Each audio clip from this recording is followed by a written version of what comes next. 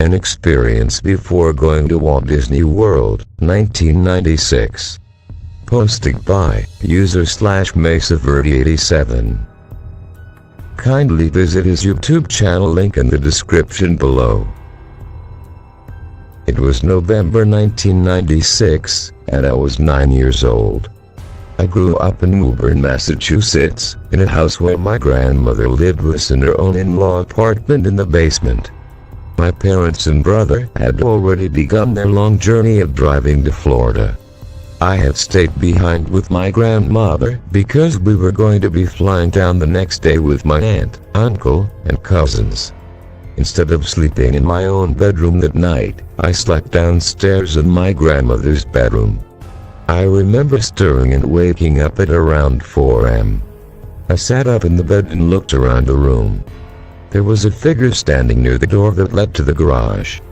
What was even more bizarre was that this figure was only about 1.5 feet tall. I remember squinting and letting my eyes adjust, and yet the figure was still there. I was so terrified that I rolled over, faced the other direction, and shut my eyes as hard as I could. My troubles didn't end there. More experiences happened even after arriving in Florida. We stayed off-property, at the Days Inn in Kissimmee, which is now called Celebration Suites.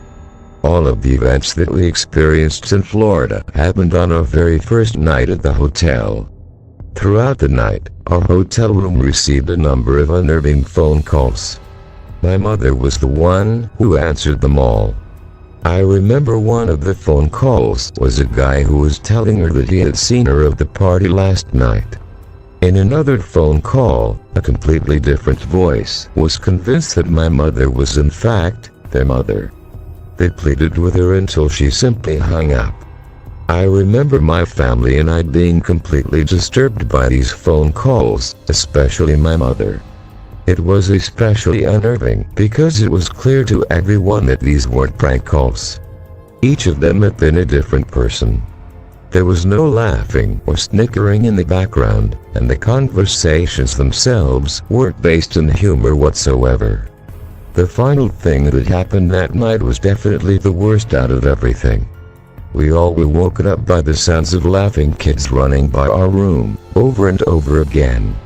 This hotel is set up motel style, meaning that our door opens to the outdoors, with our room being in the middle of a long stretch of other hotel rooms. It had to have been after midnight. The kids would start at one end, run past our room, reach the other end, and turn around to start it all over again. The sounds of laughter and sneakers trampling by the door was endless. My father finally sat up in bed, and he was pissed. He got up and made his way over to the door. As we all looked on, wondering what he was doing, he turned to us and made a gesture with his finger. It was then that I realized that my father was planning on scaring the kids. He was going to wait until they were running right outside of our room to fling the door open and yell at them/scare them off.